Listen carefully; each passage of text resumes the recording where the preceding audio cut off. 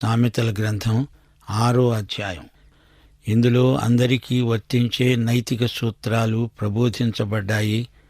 వృత్తి వ్యాపారాలలో ఉన్న వారికి ఈ ఉపదేశాలు ఎంతగానో ఉపకరిస్తాయి. రక్షించబడిన వారికే కాదు, సాధారణ ప్రజానీకానికి సరిపడే వాక్యాలు ఇందులో ఉన్నాయి. సామెతల గ్రంథం 6వ అధ్యాయం వివరాలు వినండి. నా కుమారుడా, నీ చెలికాని కొరకు అనగా నీ పొరుగువానికి నీవు పూటపడిన ఎడల, జామీనుగా ఉండే పక్షంలో పరుని చేతిలో నీవు చేయి వేసిన ఎడల, నీ నోటి మాట వలన నీవు చిక్కుబడి ఉన్నావు, నీ నోటి మాట వలన పట్టబడి ఉన్నావు. నా కుమారుడా, నీ మాటలే నిన్ను చిక్కులో పెట్టాయా? నీ చెలికాని చేతిలో చిక్కుపడ్డావా? నీవు త్వరపడి వెళ్ళు, నిన్ను నీవు తగ్గించుకో, విడిచిపెట్టుమని ప్రాధేయపడి అడుగు. ఇలా చేసి తప్పించుకో. నీ కన్నులకు నిద్రగాని, నీ కనురెప్పలకు కునుకుపాటు గాని రానీయకు. రాకుండా చూచుకో. వేటగాని చేతి నుండి లేడి తప్పించుకున్నట్లు, ఎరుకలవాని చేతి నుండి అనగా బోయవాని చేతి నుండి పక్షి తప్పించుకున్నట్లు నీవు తప్పించుకో. కొందరు ఆర్థికమైన ఇబ్బందులకు గురి అవుతారు. సమయస్ఫూర్తి కలిగి అట్టి ఆపద నుండి తప్పించుకోవడం జ్ఞాని లక్షణం. ఇతరులకు జామీను ఉండేటప్పుడు జాగ్రత్త. సోమరితనం పనికిరాదు. 6వ వచనం. సోమరి, చీమల దగ్గరికి వెళ్ళి వాటి నడతలు కనిపెట్టి జ్ఞానం తెచ్చుకో, తెలివి తెచ్చుకో. చీమల విధానాలు పరిశీలించి చూడు. వాటికి న్యాయాధిపతి లేకున్నా, పై విచారణకర్త లేకున్నా, అధిపతి లేకున్నా, అనగా సేనాపతి, నాయకుడు, అధ్యక్షుడు లేకపోయినా, చీమ వేసవి కాలమందు ఆహారము సిద్ధపరుచుకుంటుంది, సేకరించుకుంటుంది. కోతకాలమందు ధాన్యం కూర్చుకుంటుంది. సోమరి, నీవు ఎందాక పండుకొని ఉంటావు? ఎప్పుడు నిద్రలేస్తావు?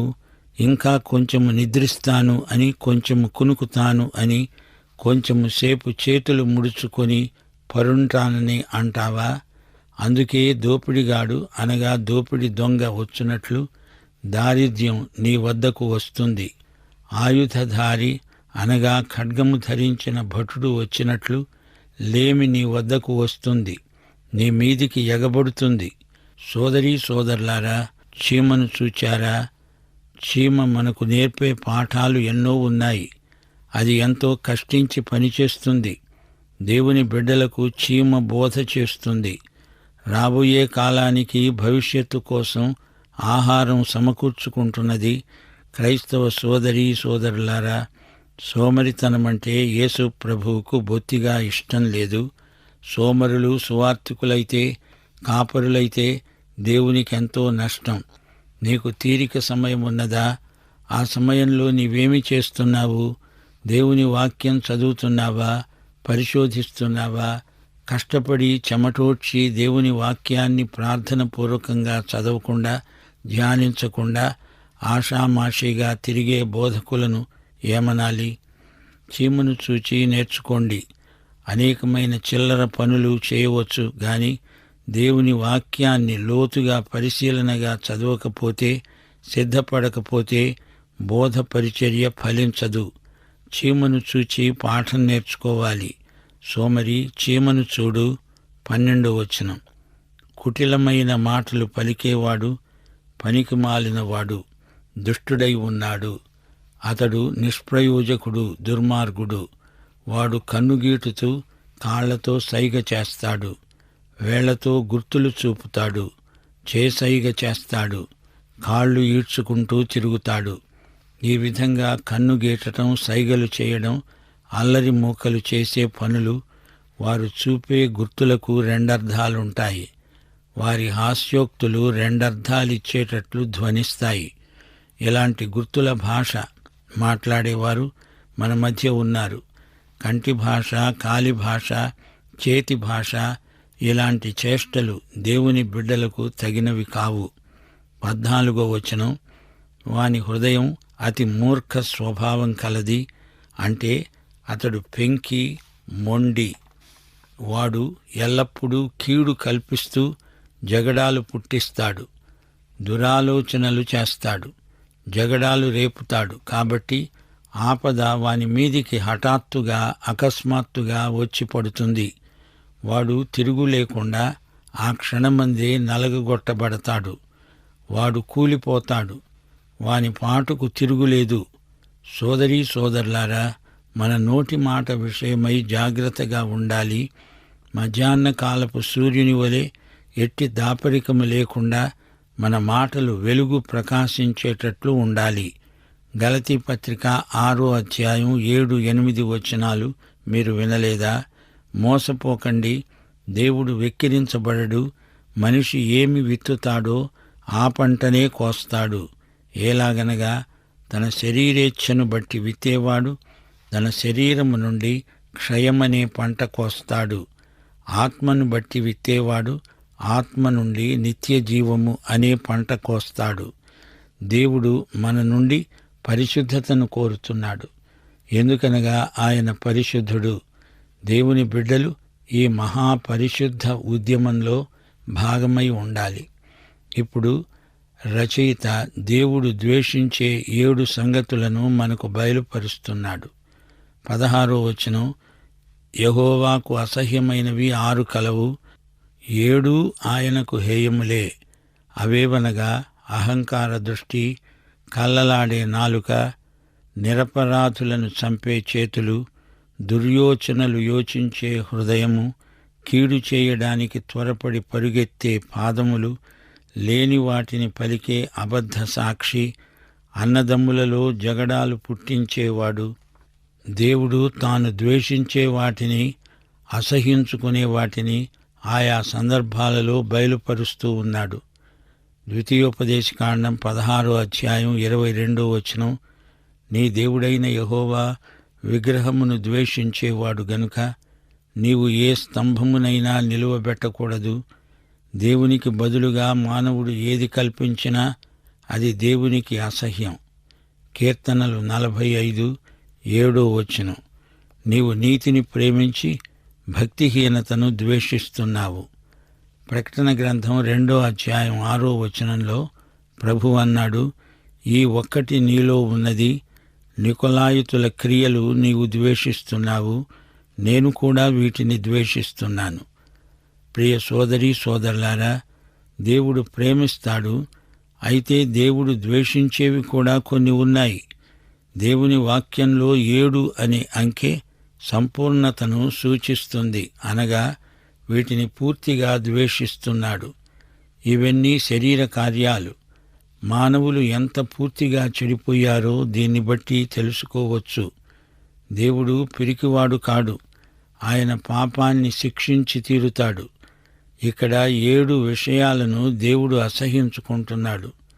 1, గర్వంతో కూడిన చూపు, అహంకార దృష్టి, అనగా పై చూపు, ఇతరులను చిన్న చూపు చూచే మనస్సు, ఇతరుల కంటే నేను గొప్ప అనే అహంభావం. దేవుడు అసహ్యించుకునే వాటి జాబితాలో ఇది మొట్టమొదటిది. అహంకార దృష్టి దేవునికి అసహ్యం. లూసిఫరు అనే సైతాను మొదట హృదయంలో గర్వించాడు.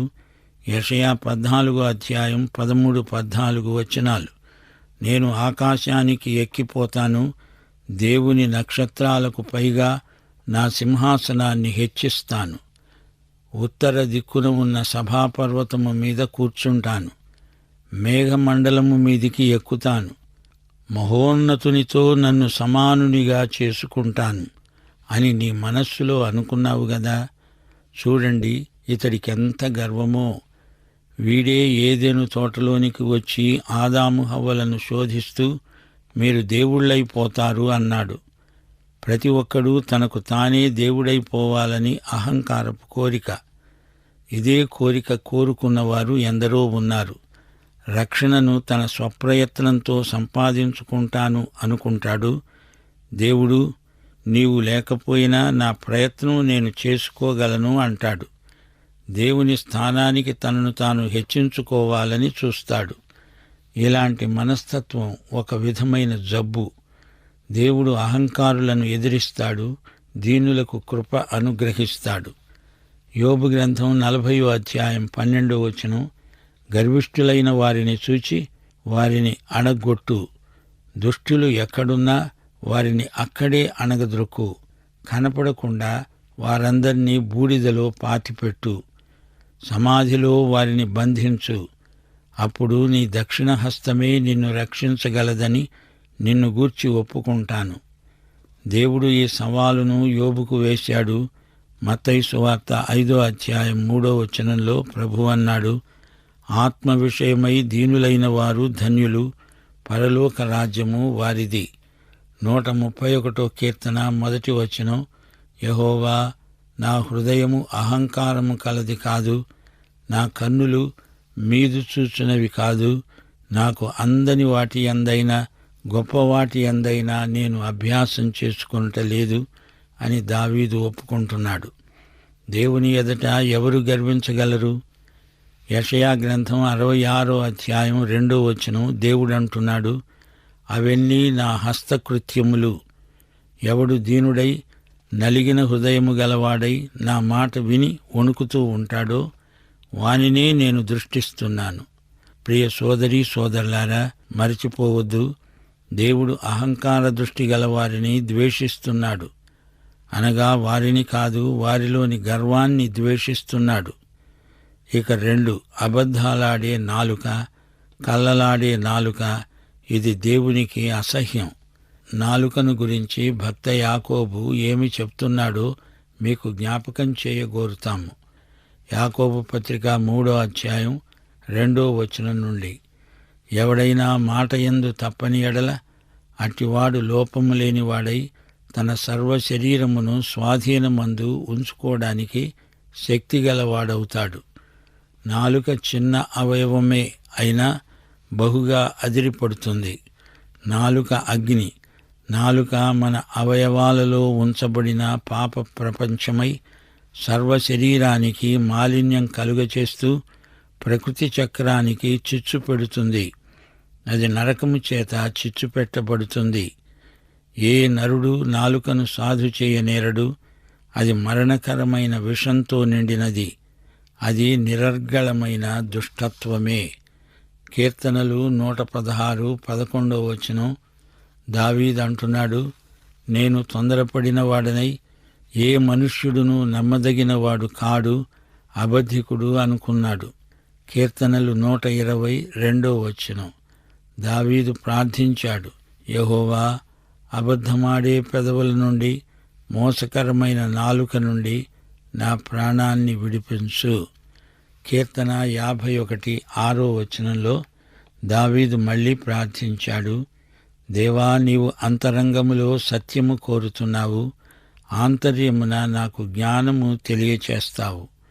31 కీర్తన 5 నా ఆత్మను నీ చేతికి అప్పగిస్తున్నాను.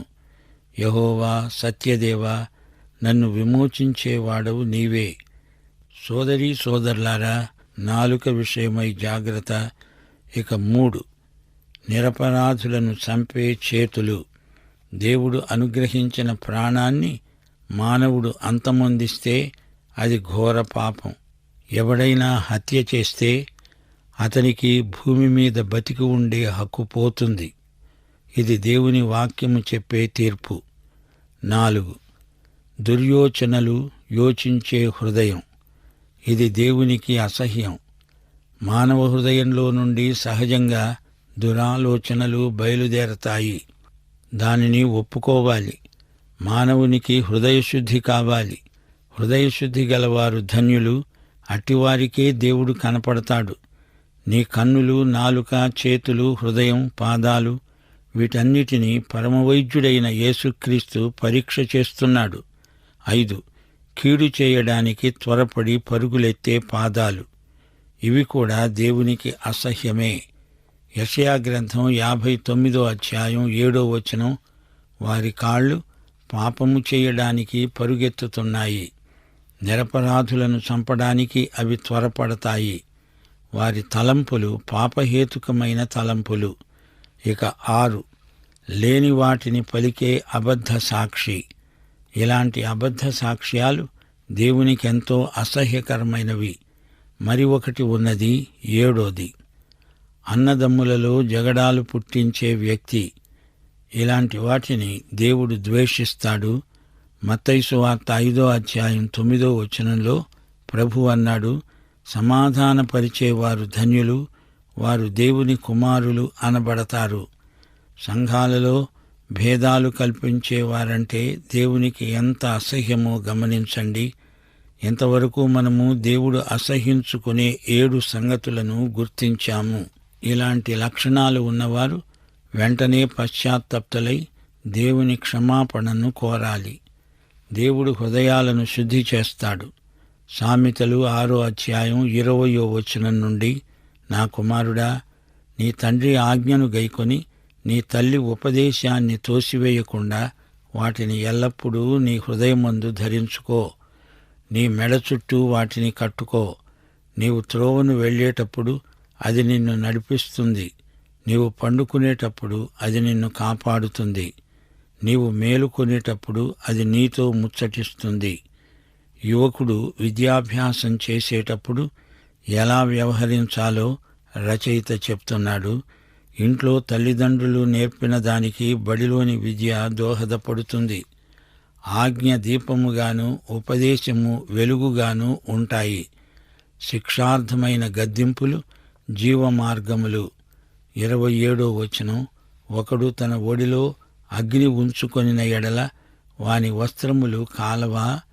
నిప్పుల మీద నడిస్తే పాదాలు కమిలిపోవా? అలాగే వేశ్యాసాంగత్యము వల్ల యువకులు నాశనమైపోతారు. వ్యభిచారం వల్ల ఎన్నో కుటుంబాలు విచ్ఛిన్నమైపోయాయి. ఒక స్త్రీని మోహపు చూపుతో చూస్తే అది వ్యభిచారమే అవుతుంది. భార్య ఉండగా మరొక స్త్రీతో అక్రమ సంబంధం పెట్టుకోవడం శరీరానికే కాదు, ఆత్మకు కూడా ఎంతో ప్రమాదం. 32 జారత్వము జరిగించేవాడు కేవలం బుద్ధిశూన్యుడు. వానికి కలిగే అపకీర్తి ఎన్నటికీ తొలగిపోదు. వ్యభిచార హత్యలు భయంకరమైన పరిణామాలకు దారితీస్తాయి. దావీదు ఊరియాను హత్యగావించిన సమాచారం ఎలా పరిణమించిందో మనకు తెలుసు. ప్రియ సోదరీ సోదరులారా, వ్యభిచారం ఎంత భయంకరమైనదో సామెతల గ్రంథం కన్నులకు కట్టినట్లు వివరిస్తున్నది. ఈ అధ్యాయంలో 3 హెచ్చరికలున్నాయి. 1 నుండి 5 వరకు, కుమారుడా, నిన్ను నీవు సరిదిద్దుకో, బంధకాలు వదిలించుకో. 6 నుండి 11 వరకు, నీకు నీవే బోధించుకో, చీమల నుండి పాఠం నేర్చుకో. 12 నుండి 35 వరకు, నిన్ను నీవే కాపాడుకో, చెడు సహవాసాలు మాను. దేవుడు ద్వేషించేవి నీవు ద్వేషించు. పరస్త్రీల పొందును ఆశించవద్దు. ఈ అధ్యాయం అంతా మళ్ళీ ఒకసారి మీరు చదువుకోండి. దేవుడు మిమ్మును సమృద్ధిగా దీవించునుగాక.